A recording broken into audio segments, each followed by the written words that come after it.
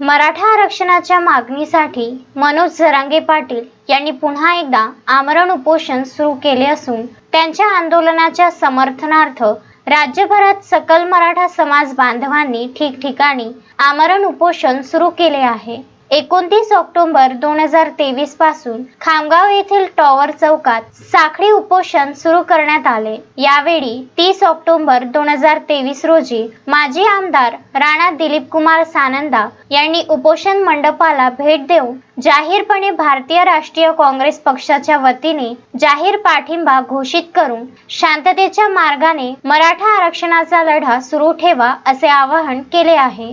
यावेळी सुभाष पेसोडे, विश्वपाल सिंग जाधव, सरस्वती खासने, रोहित राजपूत आदी काँग्रेस पक्षाचे पदाधिकारी व कार्यकर्ते उपस्थित होते। या प्रसंगी काँग्रेस पक्षाचे नेते गजानन पाटील यांनी सुद्धा उपोषण मंडपाला भेट दिली। पंतप्रधान मोदी आले ते घेऊन गेले या विषयाबद्दल जेव्हा महाराष्ट्र बसतोय लोक उपोषणावर बसले हे शब्दही त्यांनी काढलेला नाही। याचाच अर्थ मी तरी मानतो याच्यातून मार्ग लवकर निघू शकत नाही म्हणून त्यांनी या विषयावर एक शब्द बोललेला नाही।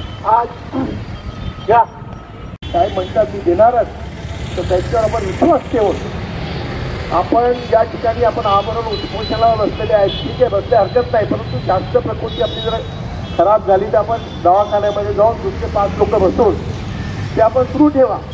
ज्याप्रमाणे समाजाचे लोक आपल्या महाराष्ट्रातील जे समाज बांधव आहेत ज्याप्रमाणे आपल्याला निर्देश देतील त्याप्रमाणे आपण करा, परंतु आपण कायदा हातामध्ये घेऊ नका अशा प्रकारची विनंती आजच्या प्रसंगी आपल्या सर्वांना या ठिकाणी करतो व थांबतो। धन्यवाद। मराठा अरे आता कसा देत नाही अरे आरक्षण आमच्या हक्काचं हे आरक्षण आमच्या हक्काचं राहतो कसा देत नाही